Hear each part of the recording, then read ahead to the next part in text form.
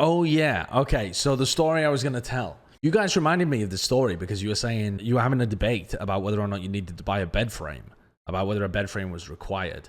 And somebody said, well, the reason that I haven't bought a bed frame is I'm scared of it being too high up and me falling out of bed.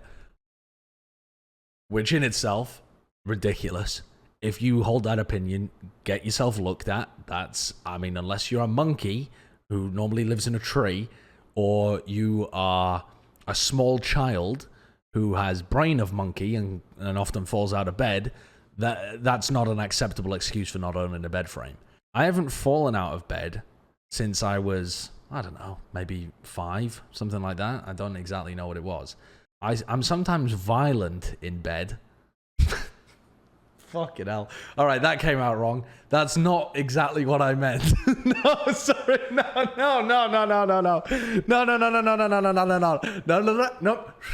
Take it back.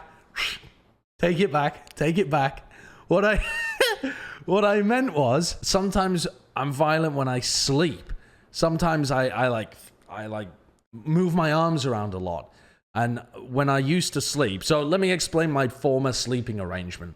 I had this 5-inch bed frame from IKEA that I got from Chris Puckett, who gave it to me when he was upgrading his.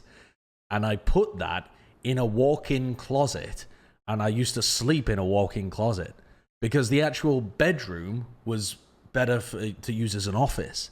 And so I was like, oh, well, I care more about my work than I do about like how nice my bedroom looks. So I might as well have my bed be in the closet. And so it was like perfectly dark. There was no windows. Wonderful, wonderful place to sleep. The best sleep I've ever had.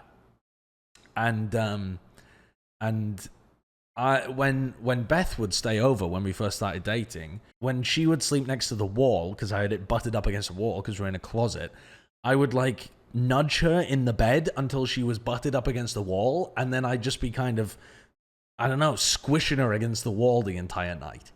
So that was that's the only time that I've inflicted injuries upon others. But the last time I injured myself was when I was a kid, and I had been watching, I don't know what I'd been watching actually, but I had this idea that parachutes were cool. Right? And when I was 10, 9 maybe, we had a bunk bed. I say we, it was my bunk bed. It was one of those that was like a quasi bunk bed where you have a desk underneath it.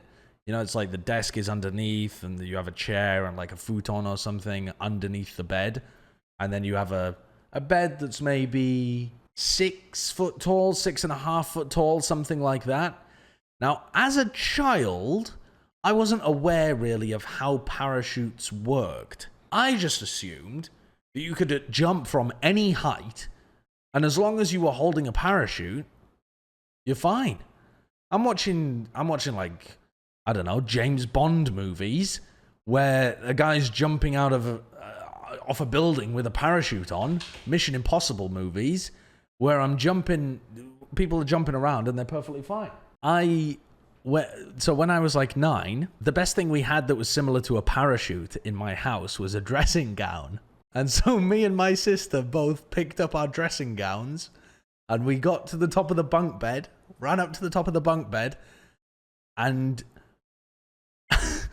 and I was like, Hannah, this is a good idea. We're going to look so cool. And she just leapt off the top of the bed and just crunched into a pile on the floor. And I was like, well, she's kind of messed that up, hasn't she? She's not understood how a parachute works. She didn't get enough air inside of it. So then I was like, here's how it works. And so I jumped off straight afterwards, crunched my legs down as well, because you're holding a dressing gown above your head. That doesn't catch any air. That's not how a parachute works at all.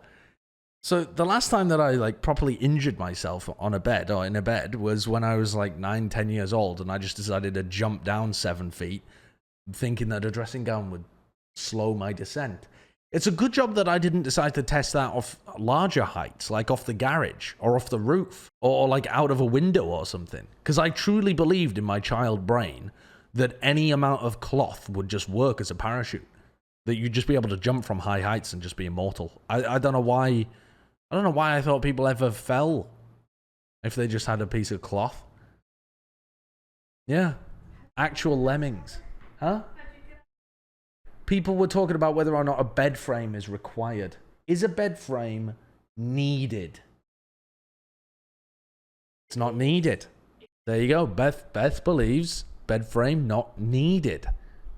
It's nice. Yeah, it's nice in the same way that having a dining table is nice.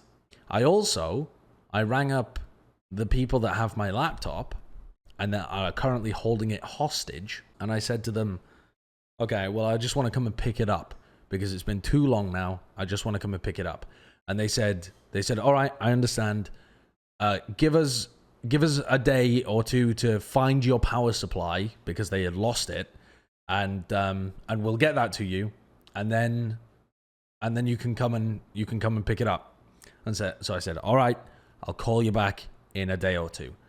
They actually called me back 2 days later. Yep, this is the first time they've ever called me. They called me back 2 days after that, and they said, hey, I'm just confirming you did actually bring your power supply. I'm like, okay, yes, I did bring my power supply. By the way, this went to voicemail because I missed it. I think I was streaming or something. So I called them back the next day and I said, yes, I brought my power supply. I want to come and pick it up. And the guy said to me, right, well, we're currently tipping the entire shop upside down for that and another reason. He didn't go into what the other reason was. He said, I'm so embarrassed about this. I'm very unfortunate. I mean, who knows? Who knows? And so he's apparently in the process of turning the entire shop upside down. And he said, I'm so sorry. Give us another little while longer to find your power supply. He said, that's it. Just a tiny bit longer. And we'll find your power supply. I'm so sorry about all of this. I'm like, I just want to come and pick it up. And the previous guy had said that they were willing to just pay for my power supply if they couldn't find it. And this time when I rang up, they said, just give us a little longer to find it. Let us find your power supply. I'm so sorry. And for some reason, I said, okay, all right, I'll call you back in another few days. I'm just getting roped along, and I've had it. I need to, yeah, I know. I just need to go and pick it up and just charge them for the power supply that they've lost. I know. I'm such a pushover. I am such a pushover.